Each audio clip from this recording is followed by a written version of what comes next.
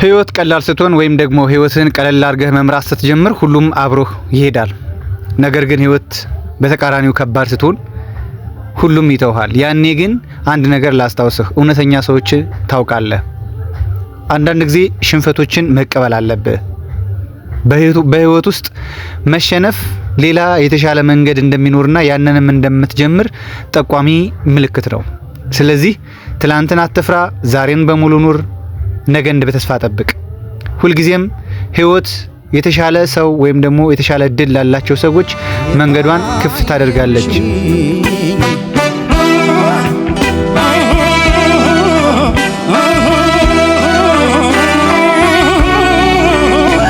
ይህን ምክር የተቀበልኩት ዛሬ ላይ ስሙን ከማላቀው ስልክ ቁጥሩን ግን ሰጥቶኝ የነበረና በአንዲት ቁራጭ አጀንዳዬ ላይ ጽፌ ይሄን ብቻ አሁን ይሄን ጽሁፍ ብቻ ያስቀሩት ነው። ግን ስልክ ቁጥሩ የሌለኝ አንድ ትልቅ ባለሀብት በቪኤት መኪናው ቦሌ ካልዲስ ኮፊ ጋር ያገኘሁት አንድ ብልህ ኢንቨስተር ነበረ ይህንን ምክር ይህንን ሀሳብ የሰጠኝ። ዛሬ ግን ላገኘው አልቻልኩም፣ ላመሰግነውም አልቻልኩም። ነገር ግን ሁሌም ሳመሰግነው እኖራለሁ። ትልቅ ሀሳብ ትልቅ ምክር የሰጠኝ አንድ ወዳጄ ነው። ዛሬ ላይ ኢንጂነር አደባባይ ራሱን አብቅቶ ትልቅ የሽያጭ አማካሪ ሆኖ ዛሬ ላይ እናንተን በዚህ ሀሳብ ልክ እያገለገለ የሚገኘው የእናንተው የሽያጭ አማካሪ ኢንጂነር አደባባይ ጓዴ ነው።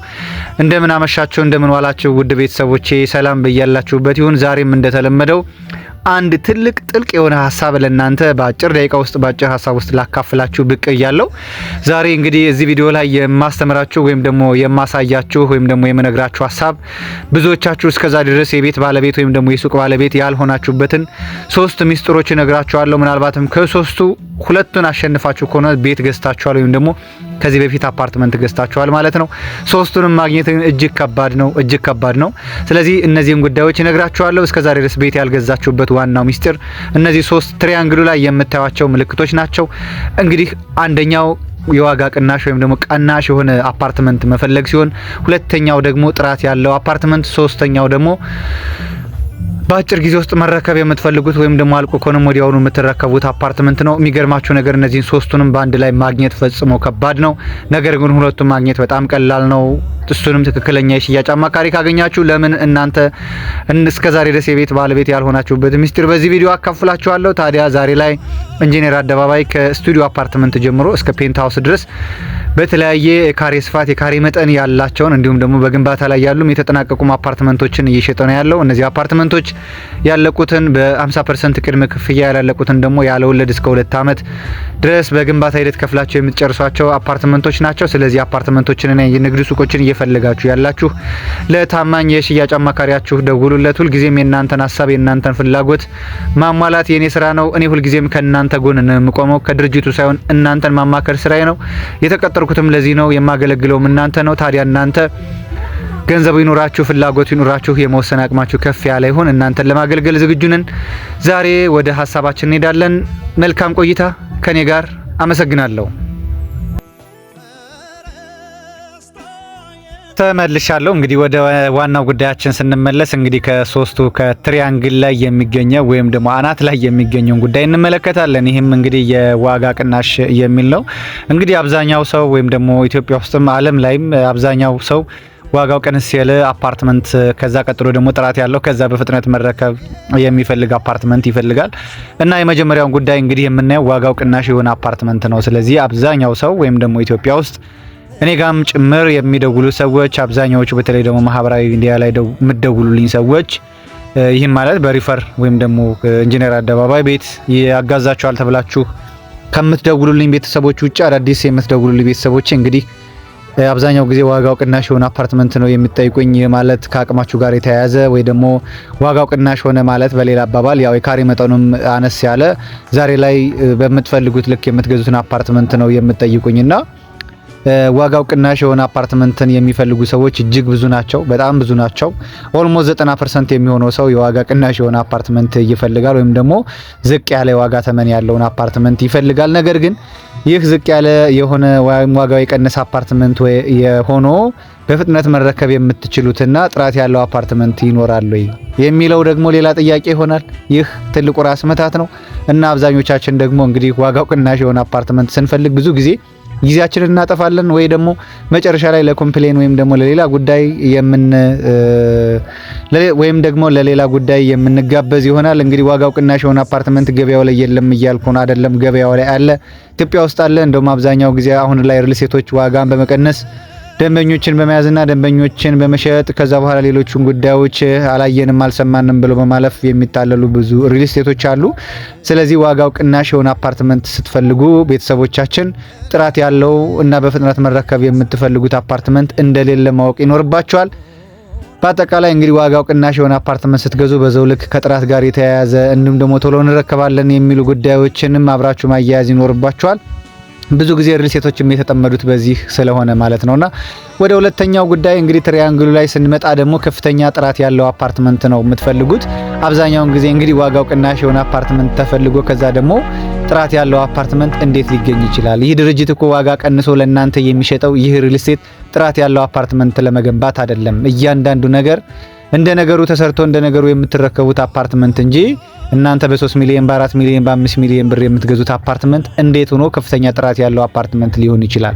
ለሱስ አዋጭ ነው ወይ ብላችሁ ራሳችሁንም መጠየቅ ይኖርባችኋል። የሽያጭ አማካሪውንም መጠየቅ ይኖርባችኋል። እንግዲህ ዛሬ ኢንጂነር አደባባይ ለስለስ ባለ ድምጽ ነው እናንተንም እያወራ ወይም ደግሞ እየተናገረ ያለው። ትንሽ ድካም አለ፣ ስራ ትንሽ ቢዚ አድርጎኛል ሰሞኑን። ነገር ግን ይህ ሀሳብ መቅረቱ ስለሌለበት ብቻ ቀደም ብሏል ከተሰራ፣ ግን ዛሬ ለእናንተ ላቅርበው ብዬ ነው። ስለዚህ ከፍተኛ ጥራት ያለው አፓርትመንት ስትፈልጉ በዛው ልክ ዋጋው የጨመረ አፓርትመንት ይሆንባቸዋል ወይም ደግሞ ዋጋው ቅናሽ ላይሆን ይችላል። እንደዛ ነው ገበያው ላይ። እኔም የምሸጣቸው እንደሱ ናቸው። በሌላ አባባል እኔም የምሸጣቸው አፓርትመንቶች ከፍተኛ ጥራት ያላቸው ሆኖ ዋጋቸውም ተመጣጣኝ የሆነ ዋጋ ነው አሁን እየሸጥኩ ላይ ያላችሁትና አብዛኞቻችሁ እንግዲህ የዋጋ ቅናሽ ይዛችሁ 4 ሚሊዮን ብር 5 ሚሊዮን ብር 6 ሚሊዮን ብር ይዛችሁ ኮንዶሚኒየም እንኳን የማይገዛ ይዛችሁ ቦሌ ካዛንቺስ ስትሉኝ አንዳንዴ እኔ እንደውም ሰቃለሁ ማለት ፈገግላለሁ። ምክንያቱም ይህ ብር ጥራት ያለው አፓርትመንት እዛ ሎኬሽን ላይ እንደማይገዛ አውቃለሁ እኔ። ብዙዎቻችሁ ግን እውነት ይመስላችኋል። ምክንያቱም በብዙ ማስታወቂያዎች ስለምትታለሉ ይህ ያለ ስለሚመስላችሁ ነው ብዬ ስለማስብ ያን ያክልም እንትን አላችሁምና። ሌላው ደግሞ እንግዲህ ሶስተኛው ጉዳይ ከጥራት በዘለለ ደግሞ ቶሎ መረከብ ወይም ደግሞ ያለቀ ነው የምትሉትና አሁን ላይ በጣም አነስተኛ ገንዘብ ይዛችሁ ከዛ ቀጥሎ ደግሞ ከፍተኛ ጥራት ያለው አፓርትመንት ሆኖ ደግሞ ከዛ ቶሎ መረከብ የምትፈልጉትን አፓርትመንት እንዴት ሆኖ ሊገኝ ይችላል ብላችሁ ራሳችሁን መመዘን ይኖርባችኋል። በጣም ከባድ ነው እንደዚህ አይነት አፓርትመንቶች ለማግኘት። ምክንያቱም ከፍተኛ ጥራት ያለው አፓርትመንት ከሆነ ቶሎ ተገንብቶ ያልቅም። ያንን ማወቅ አለባችሁ። ዋጋውም ውድ ነው፣ ቶሎም ተገንብቶ አያውቅም። እናንተ አፈርድ ማድረግ አትችሉም። ስለዚህ ጥራት ያለው አፓርትመንት ሆኖ ቶሎ መረከብ ከተፈለገ ደግሞ ምን ይጎለዋል? ዋጋ። ስለዚህ እናንተ ጋር ዋጋ የያዛችሁ ማለት ነው። በዛው ልክ ደግሞ ዋጋው የቀነሰ አፓርትመንት ነገር ግን በፍጥነት መረከብ የምትፈልጉ ደግሞ የጥራት ጉድለት ይኖርበት ይችላል ሳይሆን የጥራት ጉድለት አለበት።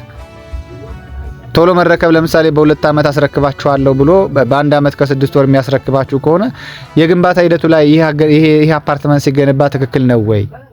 ያንንም ማሰብ አለባችሁ። አብዛኞቻችሁ ቤት ስትገዙ እሴት ነው መግዛት ያለባችሁ፣ ዋጋውን አይደለም መግዛት ያለባችሁ።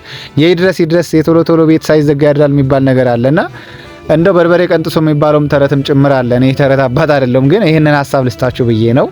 ስለዚህ እነዚህ 3 ትሪያንግሉ ላይ የምታያቸው ነገሮች በፍጹም ሊሳኩ የማይችሉ በጣም ሊሳኩ የማይችሉ ነገሮች ናቸው። ነገር ግን ሁለቱን ማሳካት ትችላላችሁ። ለምሳሌ በፍጥነት መረከብ የምትችሉት ግን ጥራት ያለው አፓርትመንት ማግኘት ይቻላል። ቲዝሪል ዋጋው ቅናሽ የሆነ ነገር ግን ደግሞ በፍጥነት የምትረከቡትም አለ፣ ይቻላል። ሌሎቹ ግን በዚህኛው በትሪያንግሉ በኩል ወይም ደግሞ ክሎክዋይዝ ስንመጣ ግን አታገኙም። ለምሳሌ በፍጥነት መረከብ የምትችሉት ዋጋው ቅናሽ የሆነ አይሆንም። በዛው ልክ ደግሞ በፍጥነት መረከብ የምትችሉት ዋጋው ተመጣጣኝ የሆነ አለ። ስለዚህ ምንድነው እኔ እንደ ሽያጭ አማካሪ ሁሌም የምሰጣችሁ ሐሳብ እናንተ ቤቱን ስትገዙ 3ቱንም ተመጣጣኝ ያደረገ ነገር ማግኘት ይቻላል። ተመጣጣኝ ዋጋ ያለው ተመጣጣኝ የሆነ ጥራት ያለው አፓርትመንትና በፍጥነት ሳይሆን መካከለኛ ሂደት በ2 አመት የምትረከቡትን አፓርትመንት ማግኘት ይቻላል። ስለዚህ ብዙዎቻችሁ የተሰወረባችሁ ይሄ ነው። ሁልጊዜም ቢሆን 3ቱንም እናገኛለን ስትሉ ጊዜያችሁን ከመፍጀትና የገንዘባችሁን አቅም ከማዳከም ውጪ ሌላ የምታተርፉት ነገር የለም። ስለዚህ ሁልጊዜም በዛ አይነት አእምሮ በዛ አይነት ልዕልና ካላችሁ ነገውኑ የቤት ባለቤት መሆን ትችላላችሁ። ሁልጊዜም የእናንተው የሽያጭ አማካሪ ኢንጂነር አደባባይ እንደዚህ አይነት ሀሳቦችን ያቀርብላችኋል። ከተመቻችሁ ላይክ፣ ሼር፣ ሰብስክራይብ፣ ኮሜንት አድርጉ። ሌላው ደግሞ ማልተመቻችሁ ነገር ካለ ደግሞ ደውሉልኝ፣ ሐሳቦቻችሁን እቀበላለሁ። ሁልጊዜም ለተሻለ ነገር ኢንጂነር አደባባይ ጓዴ የእናንተው የሽያጭ አማካሪ። መልካም ምሽት ተመኘው።